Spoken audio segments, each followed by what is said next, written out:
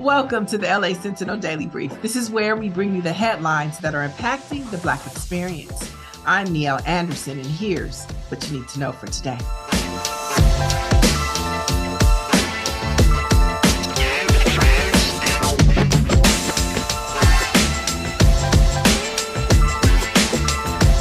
This year, the 2023 Bakewell Media Power, Leadership, and Influence of the Black Women is back. And one of our honorees is joining me right now. Her name is Dr. Elaine Batchlor. She's the CEO of Martin Luther King Jr. Community Healthcare, and she's here to talk about her journey, her legacy, and what being in the field of medicine means to her. Welcome to the Daily Brief. Thank you. It's my pleasure. How do you feel about being an honoree this year? I'm pretty excited, especially given the fellow honorees that I'm being honored with. It's an honor for me to be alongside them. One of the reasons why we honored you was because of your journey. So can you share a little bit about why you decided to go in the field of practicing medicine and leadership in communities of color? Well, I think it started when I was fairly young. I used to read a lot. And when I was young, I read a book about St. Luke. St. Luke was a physician who did three things, basically: healed individuals, advocated for better social conditions to promote the health of the communities he served, and gathered scientific knowledge. And that's what attracted me to medicine: the opportunity to heal individuals, to promote better, healthier conditions for communities, and to advance human knowledge. The work that I'm doing now is building a health system for a very underserved community and advocating for policies to support quality and access in our community and in communities like ours. Does Dr. Batchlor have a favorite quote that inspires her? I would say I probably wouldn't say I have a favorite quote, but I would say that right now I have a favorite book. And I actually just wrote a column about this in the Sentinel. It's called The Children by David Halberstam.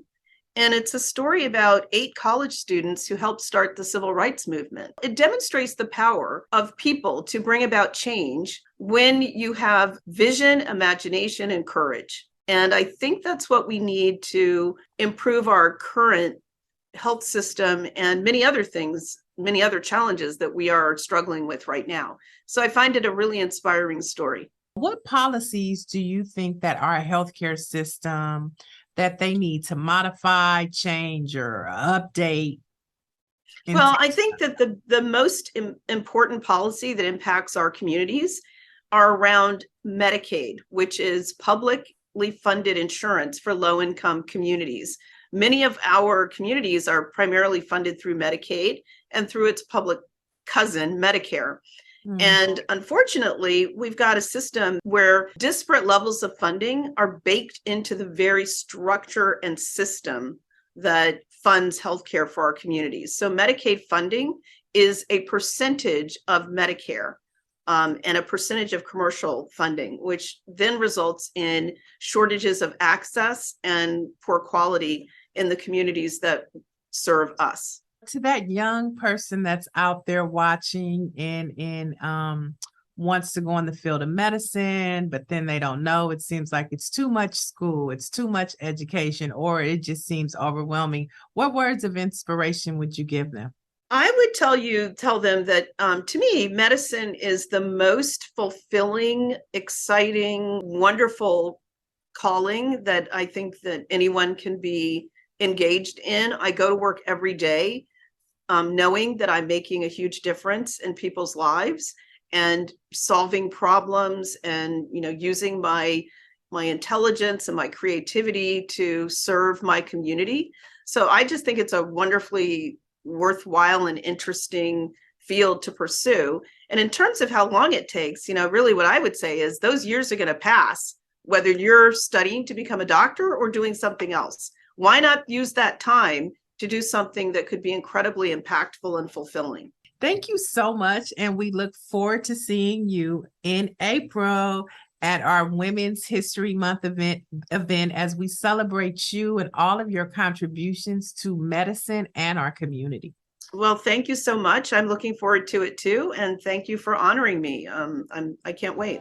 To find out more information about this year's Bakewell Media Power, Leadership, and Influence of the Black Woman Celebration, head on over to lasentinel.net. And don't forget, the Daily Brief is available wherever podcasts can be found. I'm Niele Anderson, and you have just been debriefed.